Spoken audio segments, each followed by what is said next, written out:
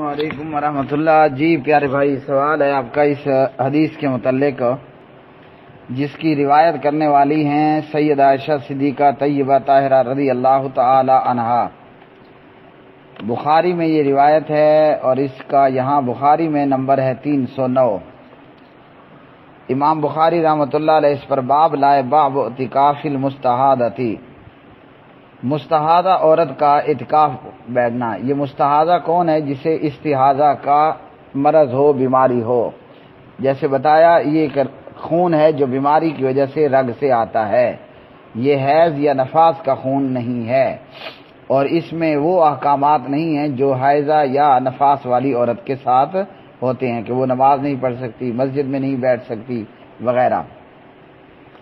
تو سیدہ عائشہ فرماتی ہیں کہ نبی صلی اللہ علیہ وسلم کی بیویوں میں سے ایک بیوی جس کو استحاضہ کی بیماری تھی، آپ صلی اللہ علیہ وسلم کی بیویوں میں سے ایک بیوی جسے استحاضہ کا مرض تھا، بیماری تھی، اور وہ اس مرض میں مبتلا تھی، تو وہ اکثر خون دیکھتی رہتی اور عام طور پر وہ اپنے نیچے خون کی وجہ سے تشت رکھ لیا کرتی تھیں۔ اب سوال یہ کہ یہ بیوی کون سی تھی؟ آپ کی بیویوں میں سے یہ بیوی کون سی تھی؟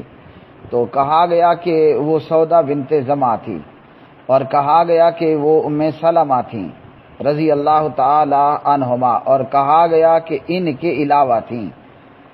تو جو بھی تھی، ان دو میں سے کوئی ایک تھی یا ان کے علاوہ میں کوئی تھی جسے استحاضہ کی بیماری تھی، اور وہ اس بیماری میں مسجد میں اعتکاف بھی کرتی تھی۔ تو پتہ چلا کہ جس عورت کو استحاضہ کا مرض ہو وہ مسجد بیٹھ سکتی ہے، اعتکاف بھی کر سکتی ہے، اور باقی یہ ہے کہ وہ نماز وغیرہ اور دیگر معاملات بھی جاری رکھے گی۔